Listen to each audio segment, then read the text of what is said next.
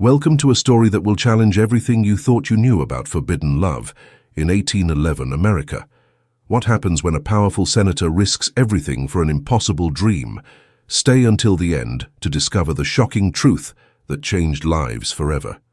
Subscribe now and hit the bell icon. You won't want to miss how this incredible story unfolds. The autumn rain of 1811 drummed against the stained glass windows of St. Augustine's Cathedral in Charleston, South Carolina, creating a symphony of shadows that danced across the stone floor. Senator William Ashford stood at the massive oak doors, his expensive coat dripping with rainwater, his usually composed demeanor betraying the first signs of nervous tension. The storm outside seemed to mirror the tempest raging within his soul, a conflict between duty and desire that had consumed him for months. At 52, William Ashford was a man accustomed to getting what he wanted. His silver hair was perfectly groomed despite the storm, and his piercing blue eyes had intimidated countless political opponents in the halls of Congress. He owned 3 plantations spanning over 15,000 acres, commanded respect from governors and judges alike, and his word could make or break careers throughout the South. His political influence extended from Charleston to Washington, where he served on committees that shaped the nation's future. Yet tonight he stood before God's house like a common supplicant, clutching a leather satchel that contained documents that could destroy everything he had built over 3 decades of careful political maneuvering.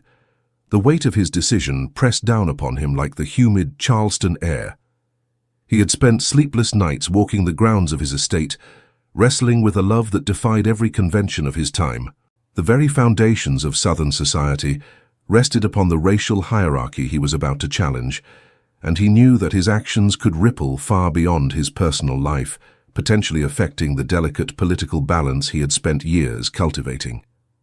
"Senator Ashford," came a gentle voice from the shadows. Father Michael O'Brien emerged from behind a pillar, his weathered Irish face showing surprise. The priest's green eyes, dulled by years of hearing confessions and witnessing human frailty, immediately recognized the signs of a man in spiritual crisis. "What brings you to our cathedral at this ungodly hour?" William's jaw tightened, the muscles working as he struggled to find words for a request that seemed impossible even to him. "Father, I need to speak with you privately. It's a matter of utmost importance, a matter that could change everything." The priest studied the senator's face, noting the unusual pallor and the way his hands trembled slightly despite his attempts to maintain composure. In his 30 years of service to the church and the community, Father O'Brien had seen powerful men brought low by guilt, fear, and desperation. He had counseled plantation owners wrestling with the morality of slavery, politicians torn between conscience and ambition, and wealthy merchants whose fortunes were built on human suffering. Something in William's eyes told him this would be no ordinary confession, but rather a revelation that would test the very foundations of his faith and understanding. "Of course, my son. Come, let us speak in my study where we can have privacy and warmth." As they walked through the cathedral's nave, their footsteps echoed off the vaulted ceiling like whispered prayers. The flickering candlelight cast long shadows that seemed to follow them, and William couldn't shake the feeling that he was walking toward either salvation or damnation. The ancient stones seemed to hold the weight of centuries of secrets, confessions, and moral struggles, and he wondered if his own burden would join that eternal repository of human complexity. Father O'Brien's study was a modest room filled with theological texts, letters from parishioners, and the lingering scent of pipe tobacco mixed with the mustiness of old books. The walls were lined with volumes in Latin, Greek, and English, testament to the priest's scholarly nature and his commitment to understanding the complexities of faith in an imperfect world. The priest poured 2 glasses of brandy from a crystal decanter that had been a gift from a grateful parishioner and gestured for William to sit in the worn leather chair across from his desk. "Now then," Father O'Brien said, settling into his chair with the careful movements of a man whose joints had been worn by years of kneeling in prayer, "what weighs so heavily on your soul that you brave a storm to seek counsel? In all my years of ministry, I have rarely seen a man so burdened." William took a long sip of brandy, feeling the liquid burn his throat and provide a momentary warmth against the chill that had settled in his bones. When he finally spoke, his voice was barely above a whisper, as if speaking too loudly might make his request more real, more dangerous. "Father, I need you to perform a marriage ceremony." The priest raised an eyebrow, his expression shifting from concern to mild confusion. "That's hardly unusual, Senator, though I must say the secrecy and the hour suggest complications. Is the bride perhaps already married, or is there some impediment that requires discretion?" "No, Father, she's not married."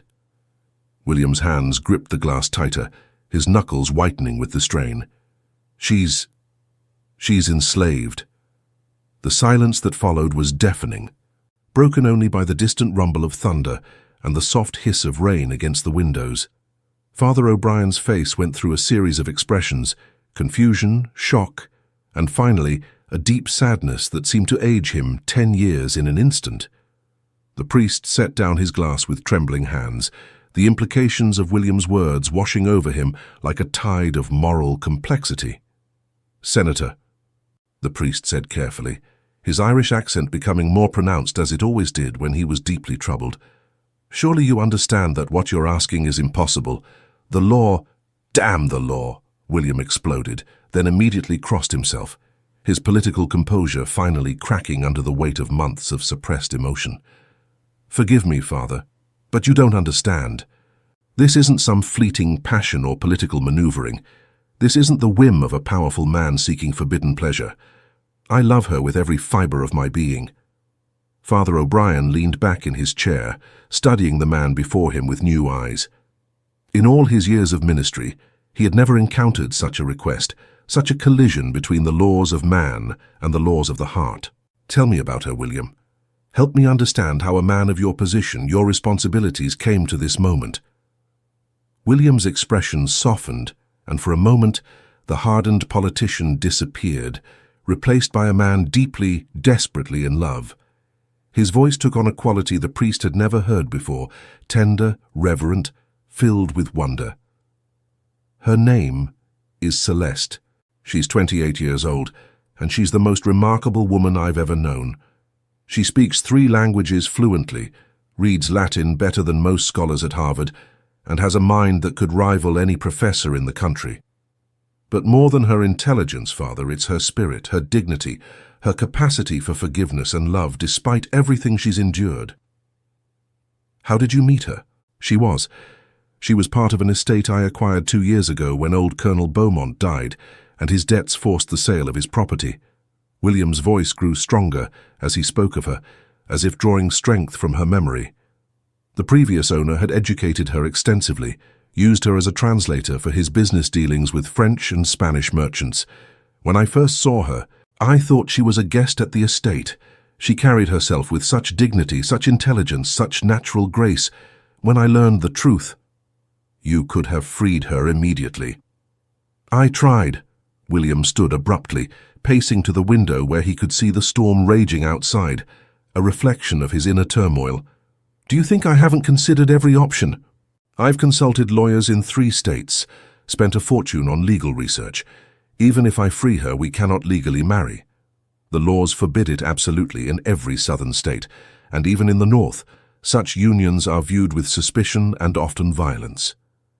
And if I simply free her and we live together unmarried, the scandal would destroy not only my career but her safety as well." Father O'Brien was quiet for a long moment, processing the magnitude of what was being asked of him.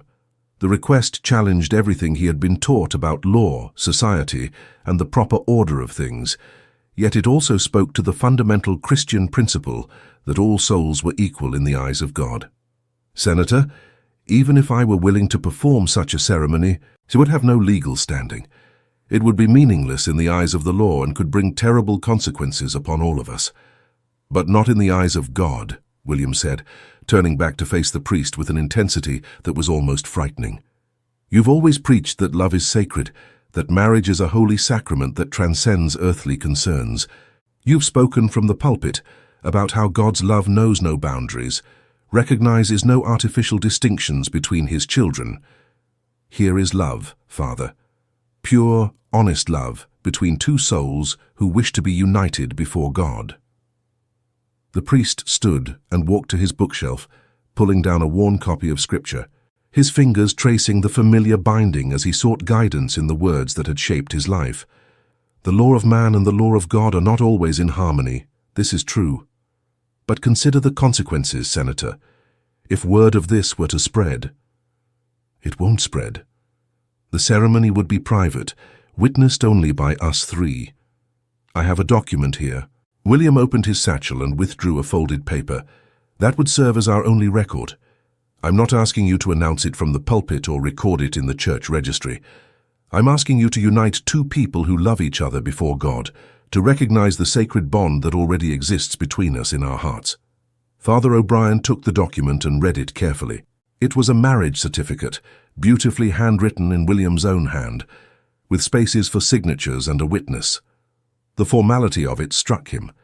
This wasn't a momentary impulse, but a carefully considered decision, planned with the thoroughness of a man who understood the gravity of his actions. "Where is Celeste now?" the priest asked. "She's waiting in my carriage outside. She wanted to speak with you herself, to assure you that this is her choice as much as mine, that she understands the risks we're taking. Bring her in." William hesitated. "Father, if you're planning to refuse us, please don't put her through the pain of—" "Bring her in, Senator. I need to hear from her own lips what she desires, to see for myself the woman who has inspired such devotion." William nodded and left the study. Father O'Brien used the time alone to pray, asking for guidance in a situation that seemed to have no clear moral path. When the door opened again, he looked up to see a woman who took his breath away. Celeste was tall and graceful, with skin the color of burnished copper and eyes that held depths of intelligence and sadness that spoke of a life lived in the shadows of society. She wore a simple but elegant blue dress that had clearly been chosen with care, and her hair was arranged in a style that spoke of refinement and education. When she spoke, her voice was clear and cultured, with just a hint of a French accent that added to her natural elegance. "Father O'Brien, I am honored to meet you. Senator Ashford has spoken of your wisdom and compassion with great respect." The priest gestured for her to sit, noting how she moved with the confidence of a free woman despite her legal status. "Celeste, I need you to understand the gravity of what you and the senator are asking. Are you certain this is what you want?" She looked directly into his eyes, and he saw no hesitation there, only a quiet determination that reminded him of the martyrs he had read about in his theological studies. "Father, I have lived my entire life as property. I have been bought, sold, and traded like livestock. I've been valued for my skills, my appearance, my ability to serve others, but never for my heart, my mind, my soul. For the first time, someone is asking me what I want, what I choose. Yes, I love William, but more than that, I choose to love him. I choose to stand before God and declare that love, regardless of what man's law says about it. And you understand the risks? If this becomes known—" "I understand that I risk everything," she said softly.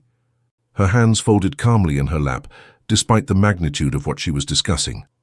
"But Father, what is life without the freedom to love? What is existence without the right to choose your own path, even if that path leads to danger? I have spent 28 years being told what I am, what I can be, what I'm worth. This is my chance to decide for myself." Father O'Brien was quiet for several minutes, looking between the two people before him. Finally, he spoke. "I have spent my life serving God and trying to understand His will. I have seen hatred justified by law and love condemned by society. If I refuse you, I preserve the status quo and protect myself from scandal. If I agree—" "If you agree," Celeste said softly, "you acknowledge that love is more powerful than law, that the human soul cannot be owned, and that God's grace extends to all His children equally." The priest closed his eyes and made his decision. "I cannot perform this ceremony." William's face fell, and Celeste's composure finally cracked, tears beginning to flow down her cheeks. "However," Father O'Brien continued, "I know of someone who might." The following evening, William and Celeste found themselves in a part of Charleston they had never seen before. The narrow alleyways of the Port District were filled with the sounds of foreign languages, the smell of exotic spices, and the constant bustle of sailors, merchants, and people who lived in the shadows of society. The cobblestones were slick with moisture from the harbor, and the air carried the mingled scents of tar, salt, and humanity pressed together in close quarters. This was a world apart from the genteel mansions and manicured gardens of Charleston's elite. Here, freed blacks worked alongside Irish immigrants, Spanish sailors shared drinks with French traders, and the rigid social hierarchies that governed the rest of the city seemed to blur and bend. It was a place where questions weren't asked and backgrounds weren't scrutinized, where survival mattered more than pedigree. Father O'Brien had given them an address and a name. Brother Marcus, a defrocked priest who had been expelled from the church for performing marriages between slaves and free blacks. He operates outside the law and outside the church, the priest had warned them. But he believes, as you do, that love transcends human institutions. Be warned, though. Associating with him marks you as sympathetic to abolition, and that carries its own dangers. They found the address, a small boarding house above a tavern that catered to sailors from the Caribbean. The building leaned precariously against its neighbor, and the wooden steps creaked ominously under their feet.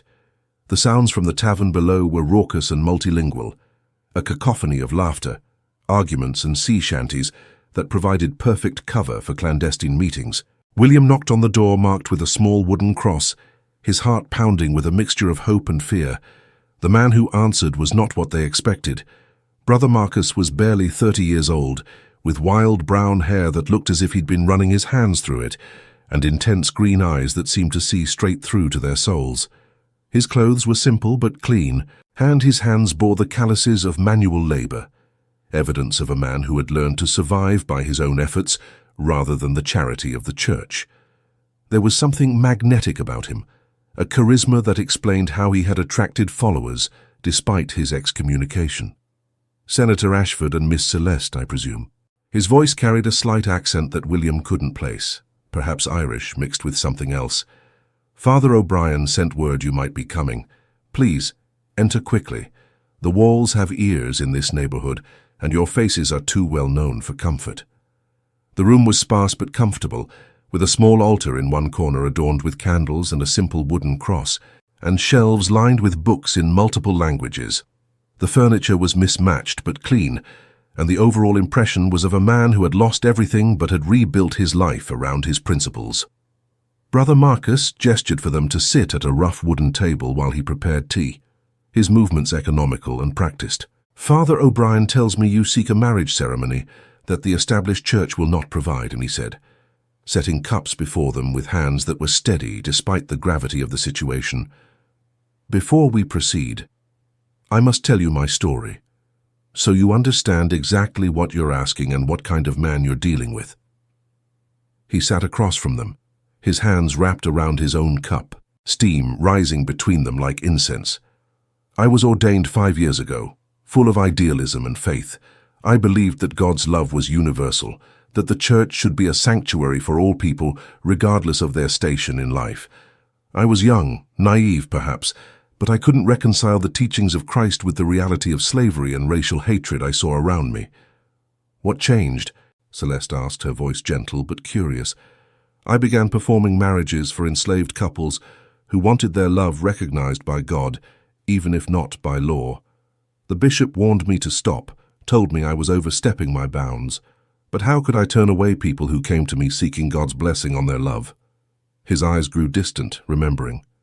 When I performed a marriage between a freed black woman and a white sailor, a man who had risked his life to help her escape slavery, they defrocked me, said I was corrupting the sanctity of marriage and undermining the natural order.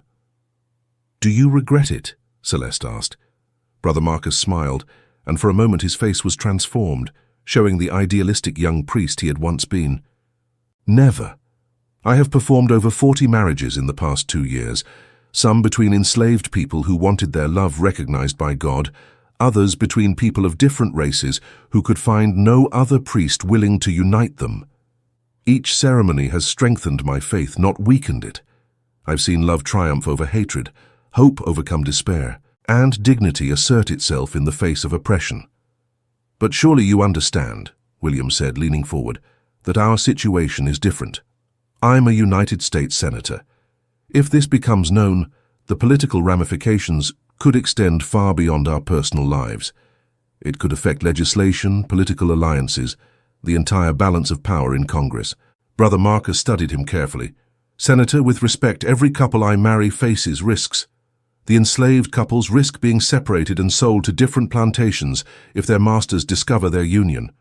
The mixed-race couples risk violence, imprisonment, or worse. Your risk is political and social ruin, which, while significant, is not unique in its potential for destruction. The question is, are you willing to face those consequences for love? Celeste leaned forward.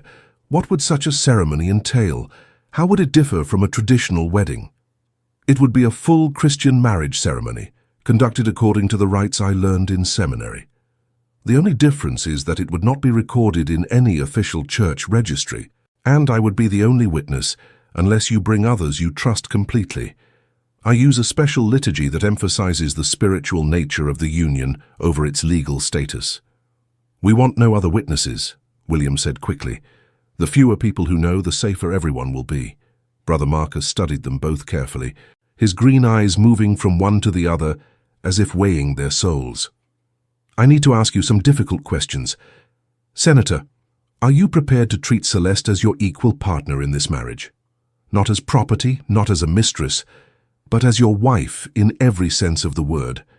Can you promise to honor her, protect her, and respect her autonomy, even when the world tells you she has none? Absolutely, William said without hesitation. And Celeste, are you entering this marriage freely, without coercion or pressure? Do you understand that, once you take this step, there will be no going back to the relative safety of anonymity? I am entering this marriage with my eyes open and my heart full, she replied.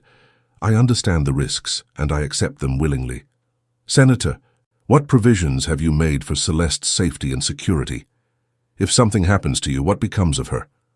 William reached into his coat and withdrew a thick envelope, his preparations evident in the careful documentation he had assembled. I have prepared legal documents that will free her immediately upon my death, along with a substantial inheritance that will ensure her financial security for life. I've also arranged for her to have safe passage to France, where she has distant relatives and where the laws regarding race are more tolerant. Additionally, I've established a trust fund that will provide for her needs even if my other assets are seized. Brother Marcus nodded approvingly. And if your political enemies discover this marriage and use it against you? If you're forced to choose between your career and your wife? Then I will face the consequences, William said firmly. But I will not deny our union or abandon my wife. My political career is important to me, but it is not more important than my integrity or my love for Celeste. The young man was quiet for several minutes, clearly weighing the decision. When he finally spoke, his voice was serious but determined. There is something else you should know. I am part of a network of people who help enslaved individuals escape to freedom. If you are discovered, if this marriage becomes known, you will be seen as sympathetic to abolition. Your political career will not just be damaged, it will be destroyed, and you may face criminal charges for sedition. I understand, William said firmly.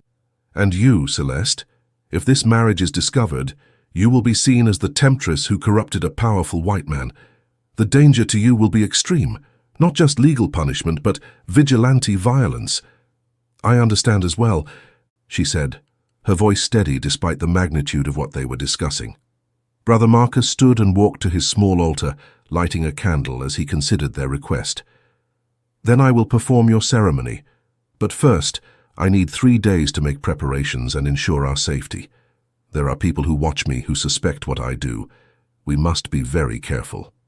Over the next 3 days, William and Celeste met secretly to plan their future. They discussed where they would live. William owned a small secluded property outside Charleston that would provide privacy. How they would interact in public, they would maintain the fiction that she was his housekeeper, and what they would do if their secret was discovered. These conversations revealed the depth of their connection and their commitment to making their impossible situation work. During these conversations, William learned more about Celeste's remarkable life. She had been born on a plantation in Louisiana to a mother who had been educated in France before being enslaved. Her first owner, a French merchant named Henri Beaumont, had recognized her intelligence and taught her languages and literature, using her skills to expand his business dealings with international traders. When he died, she had been sold to pay his debts, eventually ending up on the estate that William had purchased. "I have never known freedom," she told him one evening as they walked through his garden under cover of darkness, the scent of jasmine heavy in the air.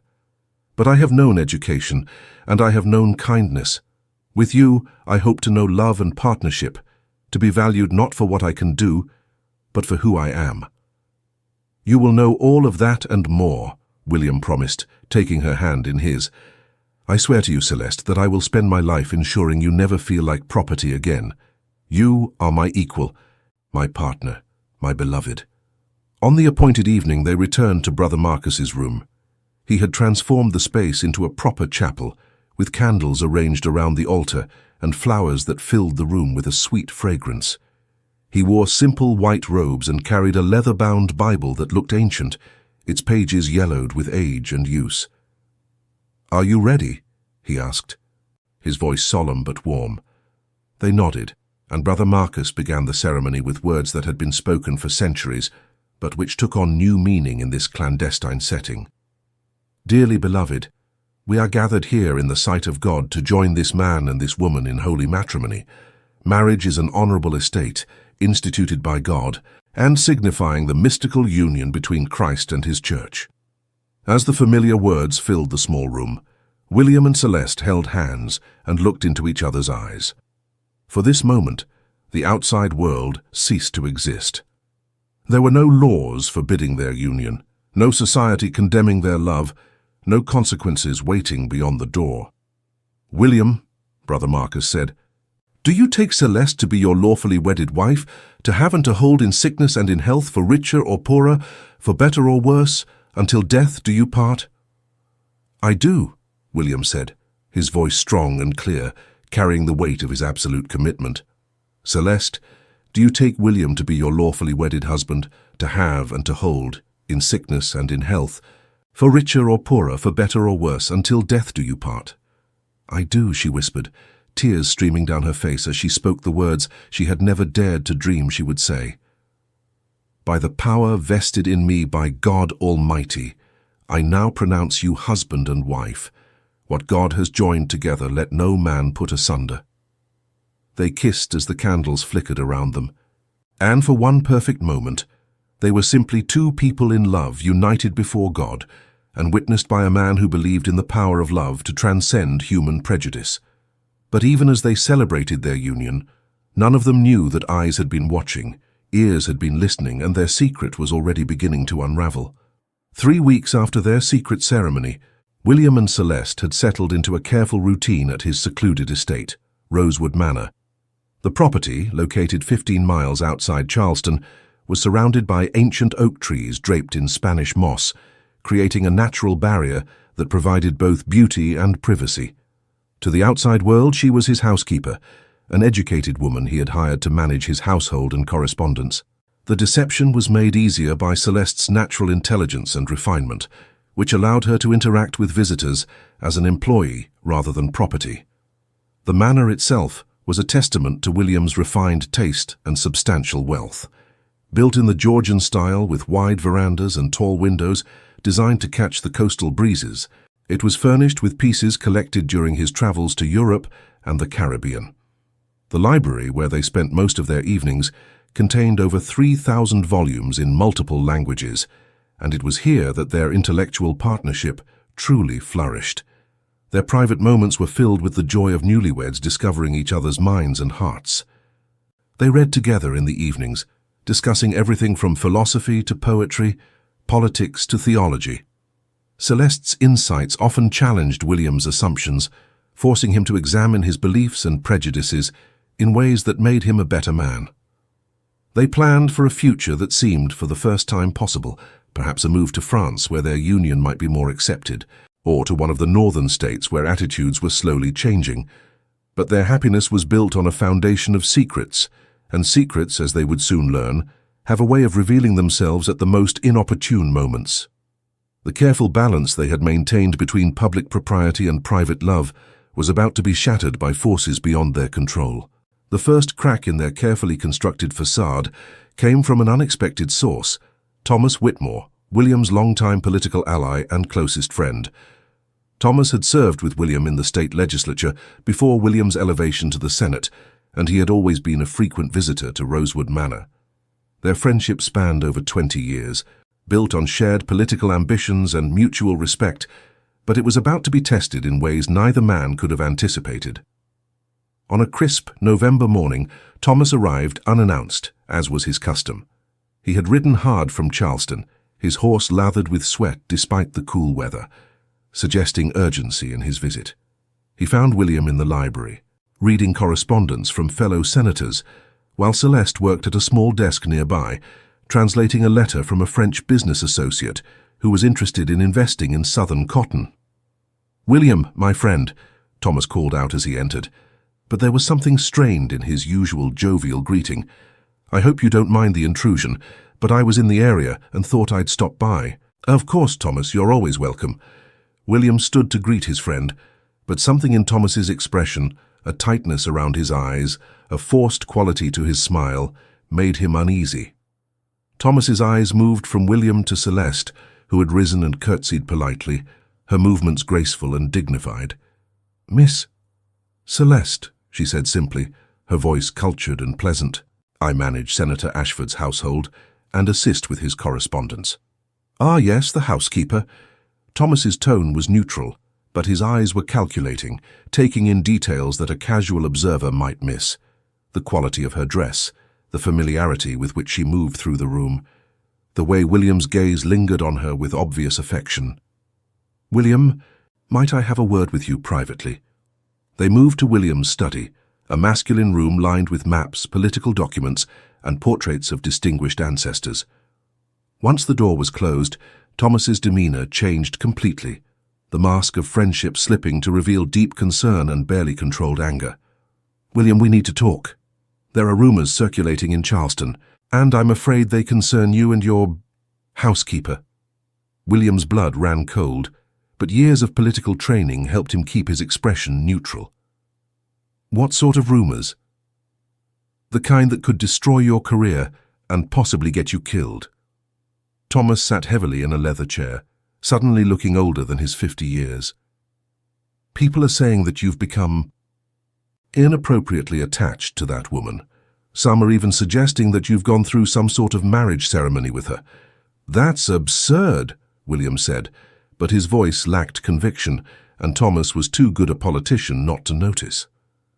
Thomas studied his friend's face carefully, reading the micro-expressions that betrayed the truth behind the denial. "Is it, William? Because I've been watching you today, and the way you look at her, the way she moves through your house with such familiarity, the obvious affection between you. It doesn't look like an employer-employee relationship." William turned to stare out the window, his mind racing as he tried to calculate how much Thomas knew and how much he suspected. "Who's spreading these rumors?" "That's just it. No one knows where they started, but they're gaining traction among the political elite. Judge Harrison mentioned it to me yesterday, asking if I thought there was any truth to the gossip. Congressman Mills asked me directly if I thought you had lost your mind. Even Governor Pinckney has heard whispers." "What did you tell them?" "I told them it was impossible, that you would never risk everything for such foolishness." Thomas paused, his voice growing softer. "But now I'm not so sure. William, please tell me this is all nonsense. Tell me you haven't thrown away everything we've worked for." William faced his friend, knowing that this moment would determine not just his own fate, but Celeste's as well. The weight of their secret pressed down on him like a physical burden. "Thomas, you've known me for 20 years. Have I ever been a man given to foolish impulses?" "No, but I've also never seen you look at a woman the way you look at her, and I've never seen you so content, so at peace. It's as if you found something you didn't even know you were looking for." Before William could respond, there was a commotion outside. Through the window they could see a group of horsemen approaching the house at a gallop, their horses' hooves thundering against the packed earth of the drive. William recognized the lead rider immediately. Sheriff Marcus Beauregard, a man known for his strict enforcement of the racial laws and his political ambitions. Behind him rode several deputies and a man in expensive clothes whom William didn't immediately recognize. "Damn," Thomas muttered, his face going pale. "William, whatever you've done, you need to fix it now. Beauregard isn't here for a social call, and he's brought enough men to handle trouble." William rushed to the library, where Celeste was standing by the window, her face pale as she watched the approaching riders. Her hands were steady, but he could see the fear in her eyes, the fear of a woman who had lived her entire life knowing that her safety depended on the whims of powerful white men. "You need to go," he said urgently, taking her hands in his. "Take the back stairs to the servants' quarters and stay there until I come for you. No matter what you hear, don't come out." "William, what's happening?" "I don't know, but I won't let anything happen to you, I swear it." He squeezed her hands, trying to convey all his love and determination in that brief touch. "Go now." Celeste squeezed his hand briefly, then disappeared through the back door just as the front door burst open. Sheriff Beauregard strode in without ceremony, his boots echoing on the marble floor, followed by 3 deputies and the well-dressed stranger. "Senator Ashford," Beauregard said, his voice dripping with false courtesy, "I apologize for the intrusion, but we're here on official business." "What business would that be, Sheriff?" "We've received reports of illegal activities taking place on your property. Specifically, we've been told that you're harboring a runaway slave and that you've entered into an unlawful marriage with said slave." William's heart pounded, but his years in politics had taught him to remain calm under pressure. "That's a serious accusation, Sheriff. I hope you have evidence to support such claims." The unknown man stepped forward, his expensive clothes and confident bearing marking him as someone of importance. "I'm Jeremiah Blackwood, Senator. I represent certain interests in Charleston who are concerned about the moral decay of our society." William recognized the name immediately. Blackwood was a lawyer who specialized in slave law and had made a fortune tracking down runaways and prosecuting abolitionists. His presence here meant that this was more than a simple investigation. It was a coordinated attack by his political enemies. "Mr. Blackwood," William said coolly, "I wasn't aware that private citizens could now direct law enforcement activities. When those activities concern the violation of our most sacred laws and traditions, concerned citizens have not just the right, but the duty to act," Blackwood replied, his voice carrying the fervor of a true believer. "The very foundation of our society depends on maintaining proper boundaries between the races." Sheriff Beauregard pulled out a folded document, the official seals clearly visible. "Senator, this is a warrant to search your property for evidence of illegal cohabitation and unlawful marriage. We also have authorization to question any slaves or servants on the premises." William knew he had no choice but to comply, but he also knew that Celeste's life now hung in the balance. "Very well, Sheriff, but I insist that my friend Thomas Whitmore be present as a witness to ensure that your search is conducted properly and within the bounds of the law." For the next hour, the men searched the house methodically. They examined every room, every piece of furniture, every document they could find. William watched helplessly as they invaded his private sanctuary, knowing that they were looking for evidence of the greatest happiness he had ever known. The breakthrough came when one of the deputies found the small desk where Celeste had been working. Among the papers was a letter she had been writing to her cousin in New Orleans, a letter in which she had referred to herself as Mrs. Ashford and described her happiness in her new life. "Well, well," Blackwood said, holding up the letter with obvious satisfaction. "It seems your housekeeper has some interesting delusions about her status, Senator." "That proves nothing," William said, but he could see the satisfaction in Blackwood's eyes, the look of a hunter who had found his prey's trail. "Perhaps not by itself," Blackwood agreed, "but combined with other evidence we've gathered, it begins to paint a very clear picture." "What other evidence?" Blackwood smiled coldly, savoring the moment of revelation.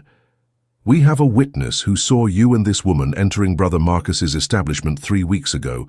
We also have testimony from someone who heard Brother Marcus boasting about performing a marriage ceremony for a prominent politician and his slave."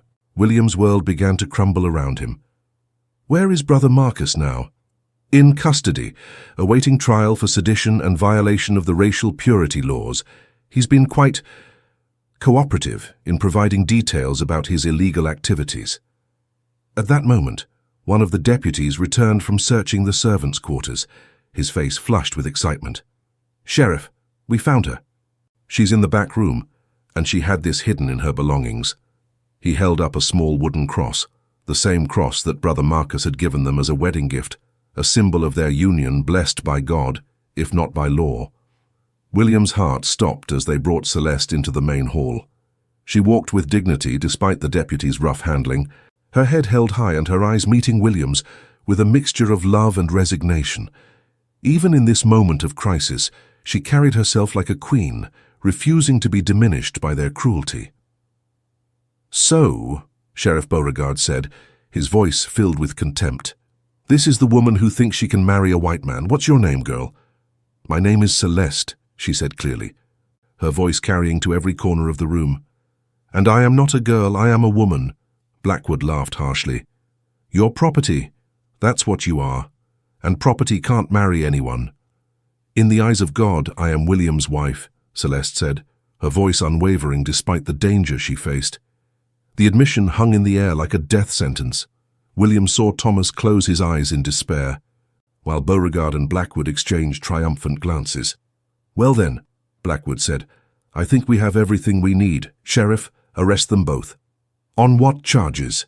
William demanded. "For you, Senator, violation of the racial purity laws, corruption of public morals and sedition.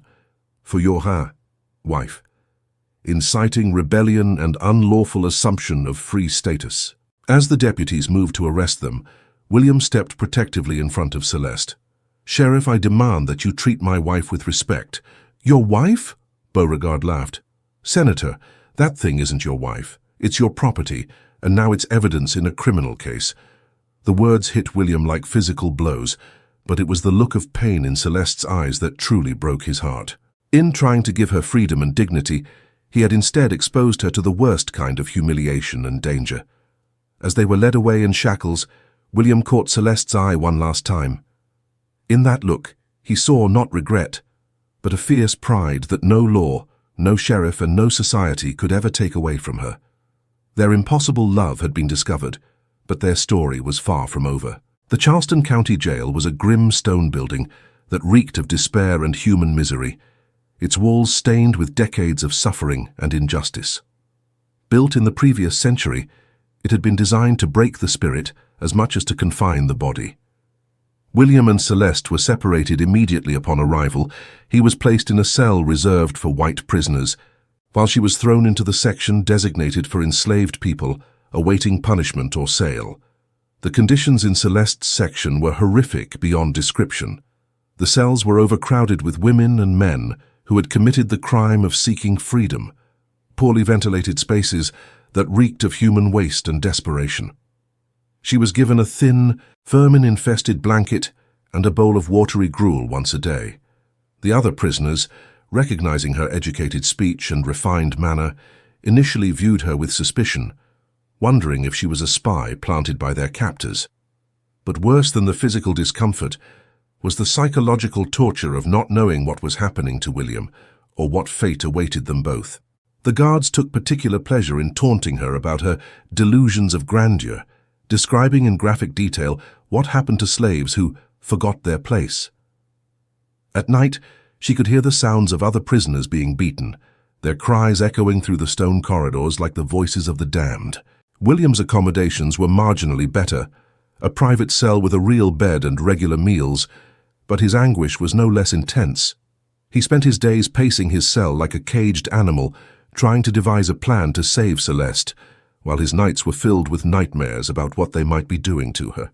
The knowledge that his love had brought her to this place consumed him with guilt that was almost unbearable. The other white prisoners, mostly debtors and petty criminals, gave him a wide berth. Word of his crime had spread quickly through the jail, and even among criminals there was a hierarchy of acceptable behavior. A white man who had married a slave was seen as the lowest form of traitor, someone who had betrayed not just the law, but the very foundations of their society. On the third day of their imprisonment, Thomas Whitmore was finally allowed to visit. He found William haggard and desperate, a shadow of the confident politician he had known for decades. The transformation was shocking. William's usually immaculate appearance was disheveled. His eyes were bloodshot from lack of sleep, and his hands shook with barely controlled emotion. "Thomas, thank God," William said, gripping the bars of his cell with white knuckles. "How is Celeste? Have you been able to see her? Please tell me they haven't hurt her." Thomas's expression was grim, and William could see the answer in his friend's eyes before he spoke. "William, I've tried everything. They won't let anyone see her except the jailer and the doctor. But I've heard they're treating her badly." "What do you mean?" William's voice was barely a whisper, afraid to hear the answer. "They're trying to break her spirit, to get her to testify against you. They want her to say that you forced her into this marriage, that you coerced her with threats or promises of freedom. Blackwood visits her daily, alternating between threats and false promises." William's hands tightened on the bars until his knuckles went white. "She would never do that. She's stronger than they know." "I know, but William, you have to understand what you're both facing. Blackwood is pushing for the maximum penalties under the law. For you, that could mean 20 years in prison and the loss of all your property. For Celeste." "What about Celeste?" William's voice was sharp with fear. Thomas couldn't meet his friend's eyes. "The penalty for a slave who unlawfully assumes free status and corrupts a white man is death by hanging." The words hit William like a physical blow. He staggered backward and collapsed onto his cot, the full weight of what his love had cost finally crushing down on him. The woman he loved more than life itself was going to die because of his selfish desire to marry her. "There has to be something we can do," he whispered, his voice broken. "Some legal precedent, some technicality we can exploit." "I've consulted with the best lawyers in 3 states, Thomas said, his own voice heavy with despair. "They all say the same thing. Your only hope is to repudiate the marriage, claim that Celeste seduced you with feminine wiles or perhaps even witchcraft, and throw yourself on the mercy of the court. Never." The word came out as a growl, filled with such vehemence that Thomas stepped back from the bars. "William, be reasonable. If you do this, you might get a reduced sentence. You could be out in 5 years, maybe less. You could rebuild your life, perhaps even remarry someone appropriate." "What life?" William stood and faced his friend, his eyes blazing with an intensity that was almost frightening. "What life could I possibly have knowing that I betrayed the woman I love to save myself? What kind of man would that make me? What kind of husband?" "A living one," Thomas said desperately. "William, she's going to die anyway. At least this way, one of you survives. At least something good comes from this tragedy." "No." William's voice was firm, carrying the same authority that had made him a powerful senator. "I will not abandon my wife. If we die together. If we live together. That's what marriage means, Thomas. That's what love means." Thomas left the jail that day, knowing that his oldest friend was determined to destroy himself for a love that society would never accept. But he wasn't ready to give up. If William wouldn't save himself, then Thomas would have to find another way. That night he sat in his study writing letters to contacts throughout the South and beyond, calling in every favor, exploring every possible avenue of escape or clemency. Meanwhile, in her cell, Celeste was facing her own torment. Sheriff Beauregard visited her daily, sometimes accompanied by Blackwood, sometimes alone. They alternated between threats and promises, trying to break her resolve with a combination of psychological pressure and physical intimidation. "You know he's going to abandon you," Beauregard said during one visit, his voice dripping with false sympathy. "Rich white men don't die for their slaves. When push comes to shove, he'll claim you seduced him, that you used voodoo or some other dark magic to corrupt his mind." "You don't know, William," Celeste replied, her voice steady despite the fear that gnawed at her constantly. "I know men," Blackwood interjected, leaning against the cell bars with casual cruelty. "And I know that when faced with death, they choose survival. He's probably already working on his testimony against you, crafting a story that will save his neck while ensuring yours gets stretched." But Celeste's faith in William never wavered. She had seen the love in his eyes, felt the sincerity of his commitment during their brief but intense courtship. Whatever happened, she knew he would not betray her.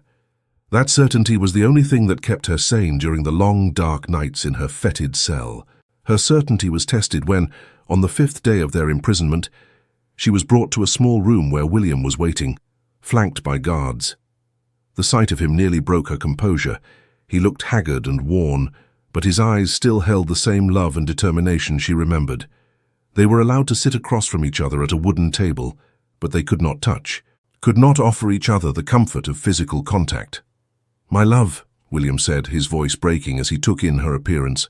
She was thinner, her clothes dirty and torn, but her spirit seemed unbroken. "Are you all right? Have they hurt you?" "I'm fine," she lied, not wanting to add to his anguish.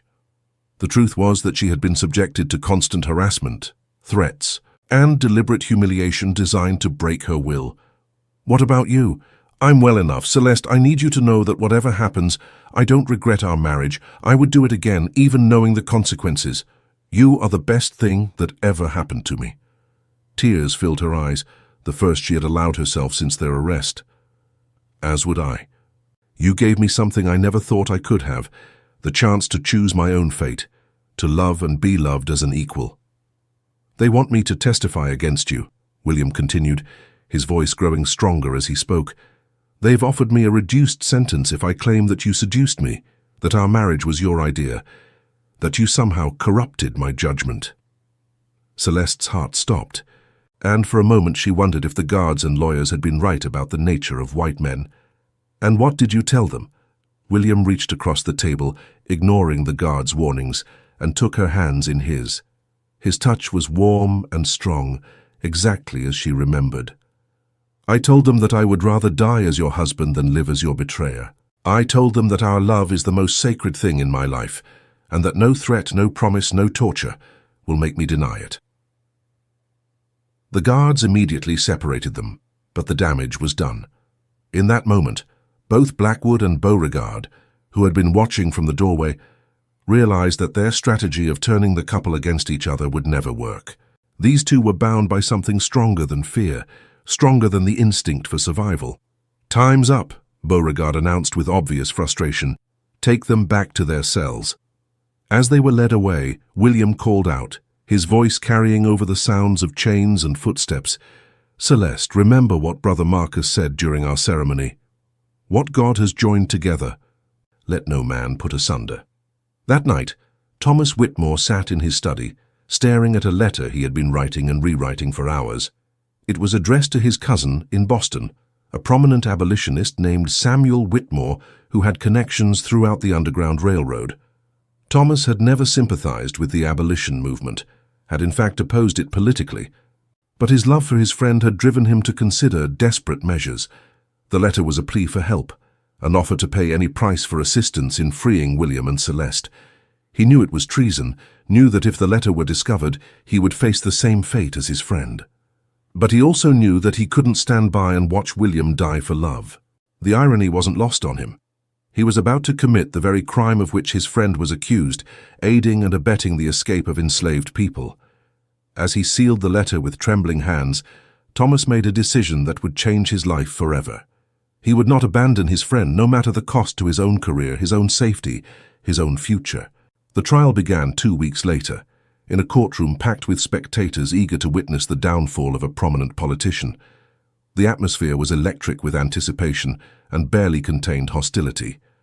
Judge Harrison, a longtime political ally of William's, had recused himself due to their friendship, and the case was assigned to Judge Cornelius Blackwood, Jeremiah Blackwood's uncle, and a man known for his harsh interpretation of racial laws and his belief in the absolute supremacy of white society. The prosecution's case was straightforward and devastating. William Ashford had violated the sacred laws that maintained social order by entering into an unlawful marriage with an enslaved woman. The evidence was overwhelming. Witness testimony from Brother Marcus, the letter found in Celeste's handwriting, and most damning of all, their own admissions of guilt. William's court-appointed attorney, a young man named David Morrison, who had drawn the short straw in the public defender's office, did his best with an impossible case. He argued that the marriage ceremony had no legal standing, and therefore no crime had been committed. He pointed out that William had never actually freed Celeste, so technically she remained his property, making their relationship a private matter rather than a legal one. But the prosecution's most powerful weapon was the testimony of Brother Marcus, who had been tortured into confessing not only to performing the ceremony, but to being part of a larger conspiracy to undermine the institution of slavery. When he took the stand, he was barely recognizable. His face was bruised, his hands shook, and his voice was barely audible. "I performed the ceremony," he testified, his voice breaking with each word. "Senator Ashford and the woman Celeste came to me requesting marriage, and I agreed to unite them before God." "And did they seem to understand that what they were doing was illegal?" Prosecutor Blackwood asked, his voice filled with righteous indignation. Yes, they understood the risks. They knew it could cost them everything. "And the woman, did she seem coerced or forced?" Brother Marcus looked directly at Celeste, who sat in the defendant's section with dignity despite her shackles. In his eyes, she could see an apology, a plea for forgiveness for what he was about to say. No, she was not coerced. She chose to marry Senator Ashford freely, willingly. She spoke of love, of wanting to be united before God. The testimony sealed their fate. When it came time for William to testify in his own defense, he stood before the court and spoke with the same passion that had made him a powerful politician, but now directed toward defending the woman he loved, rather than advancing his career. "Gentlemen of the jury," he began, his voice carrying to every corner of the packed courtroom, "I stand before you guilty of one crime and one crime only. I fell in love.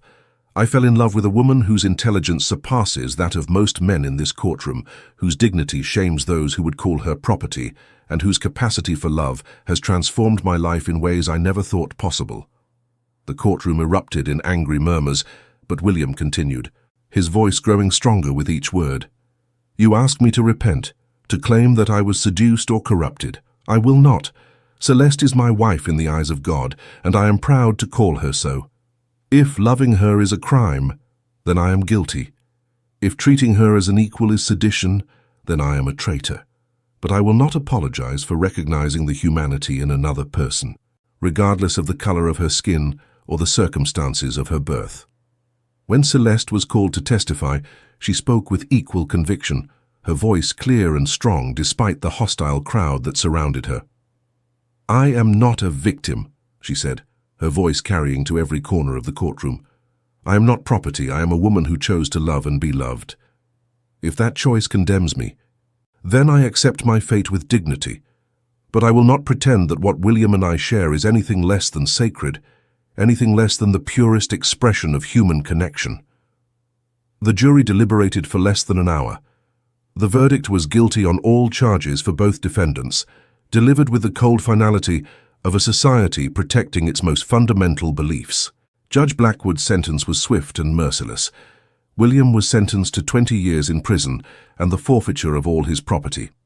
Celeste was sentenced to death by hanging, to be carried out within the week, her execution designed to serve as a warning to any other enslaved person who might dare to dream of equality.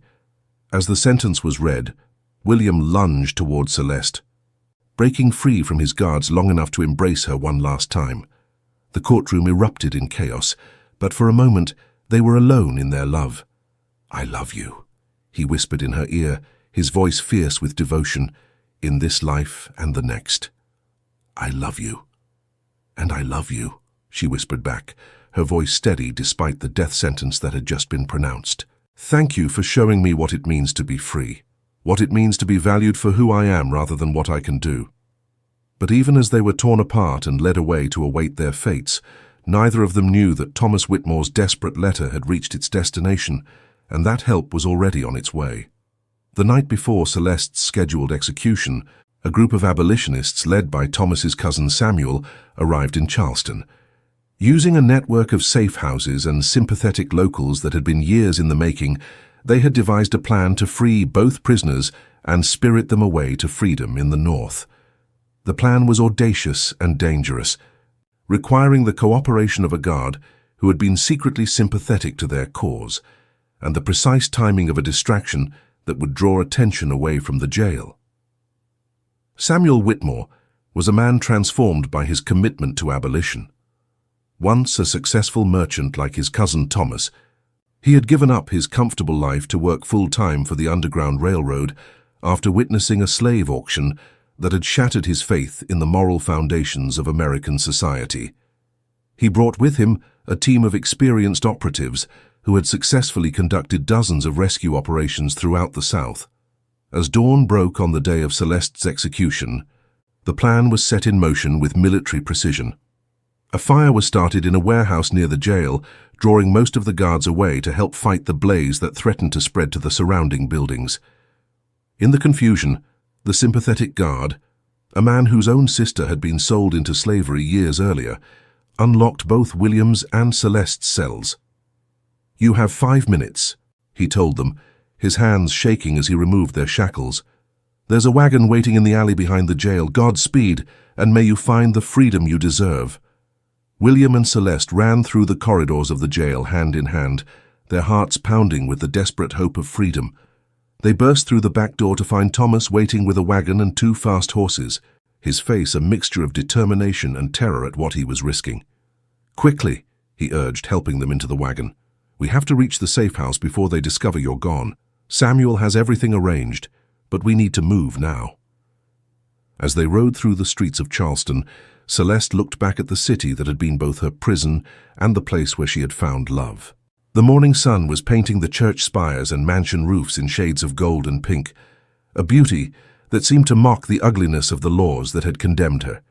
She knew she would never see it again, but she also knew that she was finally, truly free. They reached the safe house, a modest home owned by a Quaker family who risked everything to help escaped slaves, just as the alarm bells began ringing throughout the city. For the next 3 days, they hid in a secret room built behind a false wall, listening to the sounds of search parties combing the area, their hearts stopping every time footsteps approached the house. Finally, under cover of darkness, they began the long journey north. It took 6 weeks of traveling by night, hiding by day, and constantly looking over their shoulders, but eventually they reached Philadelphia, where the abolitionist network had arranged new identities and a safe place to live. William became William Anderson, a teacher at a school for freed slaves. Celeste became his wife in the eyes of the law as well as God. And together, they worked to educate other escaped slaves and help them build new lives in freedom. Their love, tested by the worst that society could throw at them, had not only survived, but had grown stronger. They lived quietly but happily for 37 years, never returning to the South, but never forgetting the price they had paid for their love. William died in 1848, holding Celeste's hand and whispering the same words he had spoken on their wedding night. "What God has joined together, let no man put asunder." Celeste lived until 1863, long enough to see the Emancipation Proclamation and the beginning of the end of the institution that had once claimed to own her. In her final days, she would tell their story to anyone who would listen, always ending with the same words. "Love is the only law that matters. Love is the only freedom that cannot be taken away. And love, true love, is worth any price." Their story became legend in abolitionist circles, a testament to the power of love to transcend the barriers that society erects. And though their names were changed and their location kept secret, their legacy lived on in every couple who dared to love across the lines of race, class, and convention. The impossible mystery of Senator William Ashford and the enslaved woman Celeste had become something greater than scandal or tragedy. It had become proof that the human heart recognizes no master, acknowledges no chains, and bows to no law except love itself. If this incredible story of forbidden love and ultimate sacrifice moved you, make sure to subscribe and hit the notification bell. Share this video with someone who believes in the power of love to overcome any obstacle. What would you have done in William and Celeste's situation? Let us know in the comments below, and don't forget to check out our other amazing historical love stories. Until next time, remember that true love knows no boundaries.